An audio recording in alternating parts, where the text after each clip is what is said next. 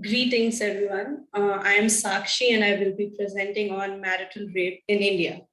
So, marital rape has been gaining a lot of traction in the past few weeks because there's a petition currently being heard in the Delhi High Court in the name of RIT Foundation versus Union of India on the validity of marital rape exemption under the IPC.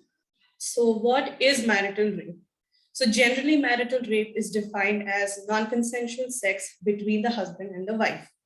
The Black's Law Dictionary, or the 8th edition, defines marital rape as a husband's sexual intercourse with his wife by force or without her consent. So the source of entire controversy, that is, of marital rape, lies under exception 2 of section 375. So section 375 lays down what constitutes rape along with 7 circumstances under which it will be rape, the act will be rape. And this includes 2 circumstances, which is against the will of the wife and without the consent of the female. So in this case, it will be the wife. So quoting what exception 2 of section 375 states, sexual intercourse or sexual act by a man with his own wife, the wife not being being under the age of 15 years of age, is not rape. So the exception 2 does not appreciate or even take into consideration the consent of the wife. Now, what exactly is consent? Consent is also mentioned under section 375 as unequivocal voluntary agreement when the woman by words, gesture, or any form of verbal or non-verbal communication communicates her willingness to participate in a specific sexual act. Therefore, this marital rape exemption, that is exception 2 of section 375, by mere virtue of marriage, the forced sexual intercourse, regardless of the consent of wife, will not be considered rape. Therefore, marriage is the defense of forced sexual intercourse by the husband with the wife. So what are the trends relating to marital law exception in India? So here we'll talk about the age threshold of marital rape. So has it remained the same? So in answering and gauging this question, we need to analyze this in the backdrop of changing socio-economic and cultural factors. So prior to the enactment of the current IPC 1860, under the draft Macaulay Code, the age threshold for marital rape was 10 years. Then came the 42nd Law Commission report in 1971, which stated 2 separate age brackets for marital rape. One being below the age of 12 years, where the wife is below the age of 12 years, and the second one being 12 to 15 years of age. Now, both of these would have different punishments. The prior, that is, where the wife is below the age of 12, would be the punishment granted will be graver than the second bracket. However, it was not adopted at this stage when the 42nd Law Commission report came out. Then in 1980 came the 84th Law Commission report, which suggested that the marital rape threshold should be increased to 18 from the existing 15, which was in alignment with the current legal marriage age of girls. However, this suggestion of 84th Law Commission was not taken into consideration. Rather, the previous suggestion of the 42nd Law Commission report was taken into consideration partly. The 2 separate age brackets were done away with, and a single marital rape threshold was of 15 years of age was adopted. Then in 2000 came the 172nd report of Law Commission, which increased the penalty for rape on where the rape occurs between a judicially separated husband and a wife.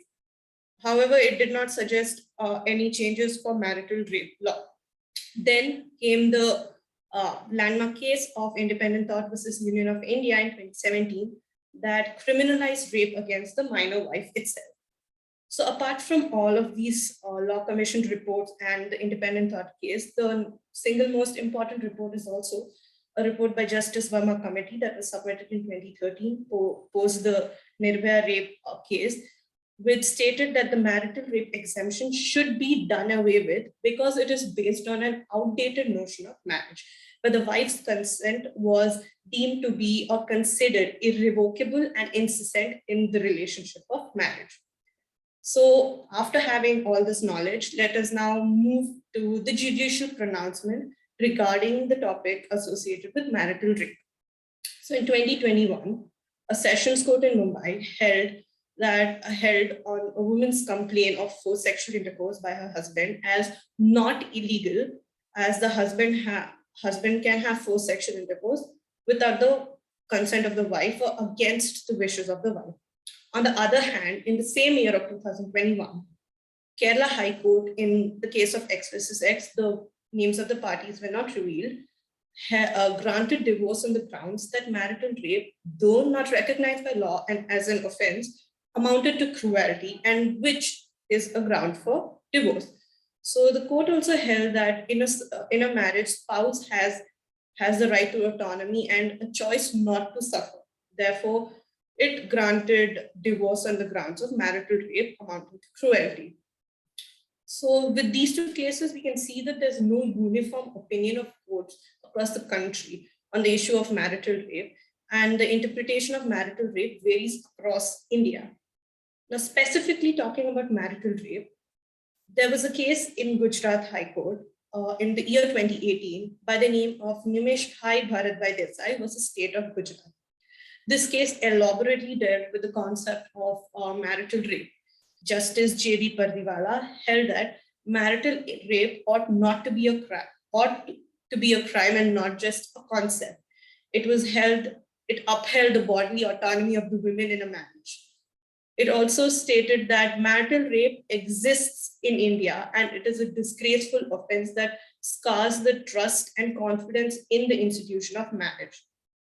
The judgment also elaborately explained the types of marital rape, the two broad categories being sexual coercion by physical means and sexual coercion by non-physical means, where in the second aspect of non-physical means, basically social pressure is put on the female to indulge in sexual intercourse without her wish or consent.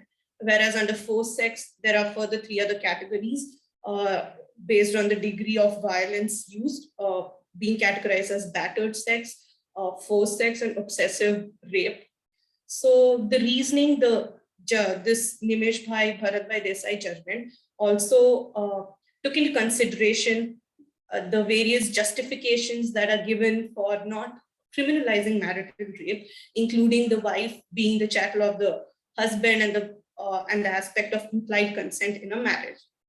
The court also scrutinized certain ramifications if marital rape was made an offense. That is, there might be cases of false marital rape case against the husband. So Justice J.B. Pardiwala held that there are enough safeguards in the criminal justice system to ensure that any fake case or any false marital rape case is spotted. Then there's also the case of Suchita Srivastava versus Chandigarh administration, which held that women has the right to reproductive choice and is a part of her personal liberty, as is understood by our right to life and liberty under Article 21 of the Indian Constitution. Now, viewing marital rape from a rights perspective, there's an important right that we have to remember is the right to bodily integrity. So in case of marital rape, the right to bodily integrity is severely violated. Now, the right to bodily integrity is also known as bodily autonomy, which refers to the physical inviolability of an individual. That is, one's choice on how to use or decide how to use their body in movement, sexual experiences, reproduction, and make a conscious decision of the same. In a much overlooked judgment of the 1984 Andhra Pradesh High Court of T. Sarita versus T. Venkata, which is basically a restitution of conjugal right case, this court held that sexual autonomy is one of the aspects that differentiates animal existence and human existence. And the right to bodily integrity was also recognized in the right to privacy judgment of K.S. Puttaswamy versus Union of India. Now, moving on to what are the arguments opposing the criminalization of marital rape. Let us delve into that for a minute. So the first is the misuse of law, as discussed earlier in the case case of Nimesh Bharat Bhai Desai, also Justice J.B. Pariwala held that there are enough safeguards to spot when a false and fabricated case occurs in case of marital rape. So the use of misuse of law will always be an issue with when any new offenses have been created. Next, moving on to the second opposition is of social disharmony, that is, it might break the institution of marriage. Well, if the marriage is in such a position of forced sexual intercourse, it's already in a jeopardized position, and not making marital rape an offense will not diminish that. Rather, it will uplift and empower the women. Next, coming to the next justification of implied consent or the right to have sex or the reasonable expectation to have sex. Well, this is based on the antiquated thought of women being the chattel of the husband. So we have to move away from this patriarchal mindset that, and the reasoning that this is a proper reasoning for not criminalizing marital rape. Then the next justification also used is the current existing remedies. Are these adequate? So let us delve into the current existing remedies. Now we have remedies under the IPC and the Domestic Violence Act. First, let us delve into the remedy under the Indian Penal Code. So we have remedies of voluntary causing of hurt, voluntary causing of grievous hurt, first under section 321, 322, and so forth. So here the definitions are very generic in nature, and they're not even in the same tangent as of marital rape. They're not even a sexual offense. So saying that the remedy of voluntary causing of hurt is adequate does not seem right. Next, moving on to section 377 of unnatural offenses. Now, this is a sexual offense. However, it mentions against the order of nature in the definition, in the very definition of the said section. Now, in Nimesh Bharat Bhai Desai, it was held that here the ambit of this would fall if the sexual act included sodomy, bestiality, or any other sexual perversion. This does not even include the aspect of consent that we're discussing under the marital rape exemption of section 375. After section 377, we also have the provision of cruelty, that is injury to life, limb, and health. Now, this is again very generic as compared to this very specific offense of marital rape. Then coming on to the Domestic Violence Act, remedy does exist, and sexual abuse is also defined as includes any conduct of a sexual nature that abuses, humiliates, degrades, or otherwise violates the dignity of the victim.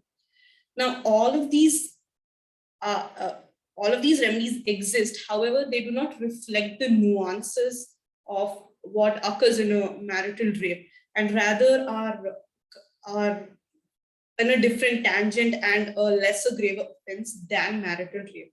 Therefore, though there might be certain overlaps, but it does not mean that because there are certain existing remedies that marital rape should not be criminalized. Therefore, in conclusion, through this presentation, I would like to opine that the current existing remedies for marital rape offense are not adequate, as they do not reflect the nature of gravity of force and violence inflicted upon the women. And further, considering and respecting the right to bodily integrity and sexual autonomy of women, marital rape must be legalized and criminalized in India. Thank you very much.